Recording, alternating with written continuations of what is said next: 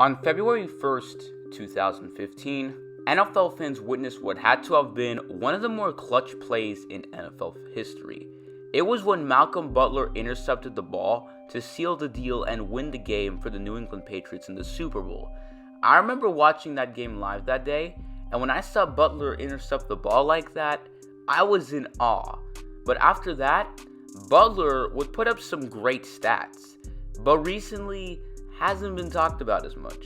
So, what happened to Malcolm Butler after his iconic catch? How's everybody doing today? It's Sports Hello, back with another video. Today, I'm going to talk about Malcolm Butler and what exactly happened after the iconic catch he made. Let's not waste any time, and let's get straight into it. Butler made his first appearance in the league back in 2014, and he only started one game in his first season, only having 15 tackles.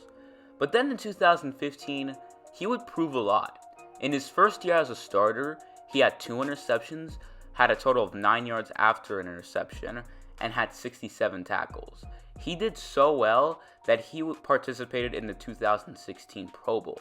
But more importantly, that season, in the playoffs, specifically in the Super Bowl, Butler would make a catch that was so clutch and iconic, it shall never be forgotten.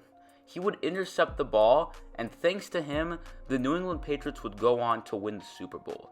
Tom Brady was so happy and impressed about what Butler did that he gave him his Chevy truck. So it was a big deal for a while, as many NFL fans were in shock to have seen such a great play. The next season, Butler would put up almost identical stats to his last season.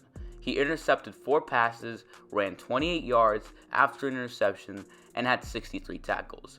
He also forced a fumble that season. So he has proven to the New England Patriots that he was worth starting. Then in 2017, another good season for him.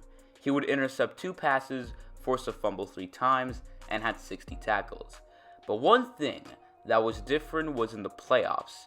Bill Belichick made a surprising move. He would bench Malcolm Butler, which seriously confused a lot of people as they wondered why Bill would bench such a reliable piece to their team. But after 2017, Butler would take his talents to Tennessee.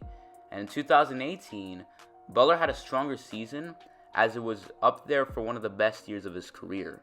He intercepted 3 passes, ran 90 yards after an interception. His longest interception return was 56 yards, had 1 touchdown, forced a fumble, and had 69 tackles. 60 of those 69 tackles were all from him, and 9 of them were assisted. So he played pretty well his first year in Tennessee.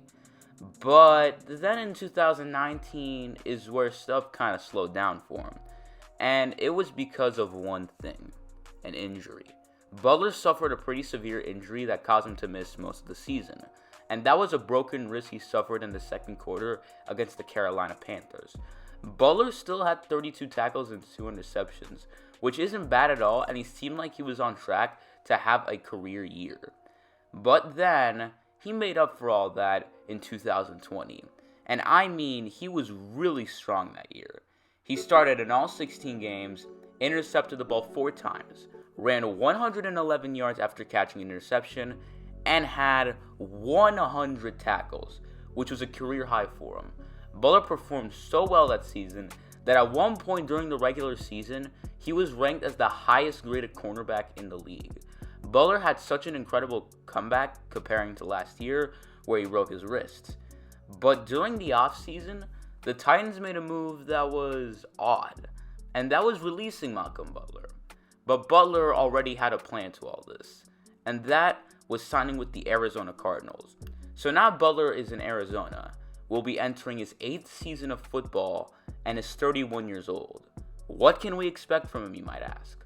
Well, if you ask me, I have a feeling Butler might have a maybe slightly better season. I'm thinking more similar year that he had in New England back in like 2017. But who knows? Maybe he'll be even better. Now, I do think Butler will be helping out Arizona a ton. Their defense was ranked 14th in the league last season, and I believe that Malcolm Butler will definitely help out that cause. So if they were to add Malcolm and everything proceeds as planned, then he should be good to go, and the Cardinals should go up a bit in the defense ranks. Now, I don't know about you guys, but I have a feeling that ever since Butler had the good year in 2015 and made that catch, that's where his career took off. That's just my opinion, though. I mean, another reason could be that when the Patriots decided to start him in 2015.